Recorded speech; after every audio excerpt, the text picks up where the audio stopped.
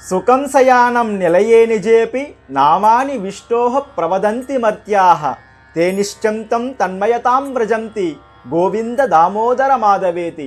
శ్రీమాత్రే నమః. శ్రీ గురుభ్యో నమః.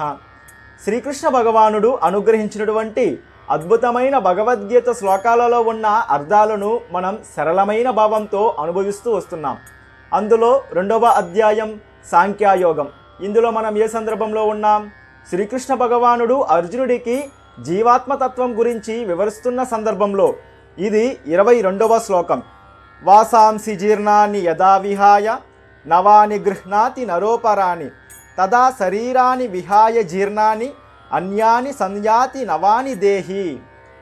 అంటే ఓ అర్జున, చినిగిపోయిన వస్త్రాన్ని ఒక వ్యక్తి ఎలా సులభంగా తీసి బుట్టలో వేసేసి కొత్త వస్త్రాన్ని ధరిస్తాడో అలాగే ఈ జీవాత్మ కూడా నశించినటువంటి క్షీణించినటువంటి శరీరాన్ని విడిచిపెట్టి కొత్త శరీరాన్ని ఆశ్రయిస్తుంది అర్జున అని వివరిస్తున్నటువంటి అద్భుతమైనటువంటి శ్లోకం. వాసాంసి జీర్ణాన్ని యదా విహాయ. ఒక వస్త్రం చినిగిపోయిందనుకోండి, ఆ వస్త్రాన్ని తీసి బుట్టలో వేసేసి కొత్త వస్త్రాన్ని మనం ధరిస్తూ ఉంటాం. ఆ చినిగిపోయిన వస్త్రాన్ని బుట్టలో వేసేటప్పుడు మనం ఏమైనా బాధపడతామా? లేదు.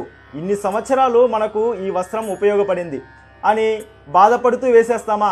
లేదు. ఇది చినిగిపోయింది, ఇన్ని సంవత్సరాలు మనకి ఉపయోగపడింది అంతే అన్న ఒక భావంతో ఆ చినిగిన వస్త్రాన్ని తీసి బుట్టలో వేసేసి సంతోషంగా కొత్త వస్త్రాన్ని ధరిస్తాం. అలాగే అర్జున, ఈ యొక్క క్షీణించినటువంటి శరీరాన్ని విడిచిపెట్టి కొత్త శరీరాన్ని జీవాత్మ పొందుతూ ఉంటుంది అన్నది శ్రీకృష్ణ భగవానుడు ఈ యొక్క శ్లోకంలో వాసాంసి జీర్ణాన్ని యదా విహాయ నవాని గృహ్ణాతి నరోపరాణి తదా శరీరాన్ని విహాయ జీర్ణాన్ని అన్యాని సంయాంతి నవాని దేహే. అలా చినిగిన వస్త్రాన్ని మనం ఎలా విడిచిపెట్టి కొత్త వస్త్రాలను మనం ఆనందంగా ధరిస్తామో అలాగే నశించిన జీర్ణించినటువంటి శరీరాన్ని విడిచిపెట్టి జీవాత్మ కొత్త శరీరాన్ని మరొక శరీరాన్ని పొందుతుంది. అలా ఒక శరీరాన్ని విడిచిపెట్టినప్పుడు ఆ శరీరంతో పాటు జీవాత్మ కూడా నశించదు. శరీరం పడిపోతే జీవాత్మ మరొక శరీరాన్ని ఆనందంగా స్వీకరిస్తుంది అర్జున అంటూ శ్రీకృష్ణ భగవానుడు వివరించినటువంటి అద్భుతమైన శ్లోకం.